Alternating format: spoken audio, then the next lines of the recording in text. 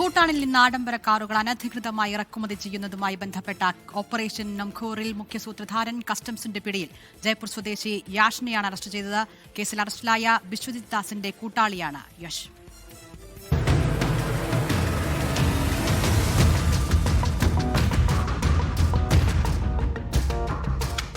Operation ഉംഖോറിന്റെ king പിൻ എന്നാണ് യാഷിനെ customs വിശേഷിപ്പിക്കുന്നത്. ഭൂട്ടാനിലെത്തി വാഹനങ്ങൾ കണ്ട് കരാർ ഉറപ്പിക്കുന്നത് ഇയാളാണ്. കേസിൽ അറസ്റ്റിലായ ബിശ്വജിത് ദാസിന്റെ അടുത്ത സുഹൃത്ത്. ഭൂട്ടാനിൽ നിന്നും ഡൽഹിയിലും രാജസ്ഥാനിലും യാഷ് വാഹനങ്ങൾ എത്തിച്ചിട്ടുണ്ട്. ഇവിടെ നിന്ന് കേരളത്തിലേക്കും കാറുകൾ കടത്തിയെന്നാണ് കണ്ടെത്തൽ. കേസിൽ ഇതുവരെ 6 പേരെയാണ് കസ്റ്റംസ് പിടികൂടിയത്. വ്യാജരേഖകൾ ഉപയോഗിച്ച് സംഘം 460 വാഹനങ്ങൾ രജിസ്റ്റർ ചെയ്തതായാണ് വിവരം. ഓപ്പറേഷൻ നുങ്കൂറിന്റെ ഭാഗമായി നടൻ ദുൽഖർ സൽമാന്റെ ഒരു വാഹനം കഴിഞ്ഞ മാസം കസ്റ്റംസ് പിടിച്ചെടുത്തിരുന്നു. യാഷിനെ ചോദ്യം ചെയ്യുന്നതുവഴി കൂടുതൽ പ്രതികളിലേക്ക് എത്താമെന്ന പ്രതീക്ഷയിലാണ് കസ്റ്റംസ്. 24 കൊച്ചി.